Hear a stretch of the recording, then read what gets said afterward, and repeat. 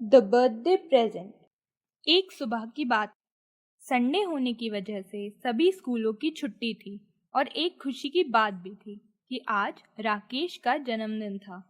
लेकिन उसके पिताजी को संडे की छुट्टी भी नहीं मिली थी। यह जानकर राकेश बहुत दुखी हुआ, लेकिन उसके पिताजी को मालूम था कि आज राकेश का जन्मदिन है, इसलिए राकेश के पिताजी उसके लिए 500 रुपये छोड़ गए थे, जिसे देखकर राकेश खुश हो गया। राकेश ने अपनी माताजी से पूछा कि मैं इन रुपयों का क्या करूँ माँ? उसकी माताजी ने कहा कि आज तुम्हारा जन्मदिन है, तुम इन रुपयों का कुछ भी ले सकते हो।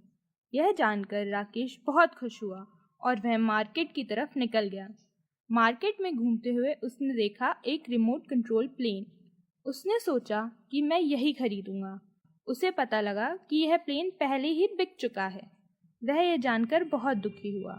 राकेश निराश होकर घर लौट गया। घर पहुंचकर राकेश की माताजी ने उसको देखा तो उन्होंने पूछा, राकेश क्या हुआ? राकेश ने कहा, माँ मुझे एक प्लेन लेना था, लेकिन वह पहले ही बिक चुका था। उसकी माँ यह जानकर थोड़ी दुखी हो गई। रात हो गई, सारी सजावट भी हो गई और जन्मदिन के लिए केक भी आ चुका था, लेकिन अभी तक राकेश के पिताजी नहीं आए थे।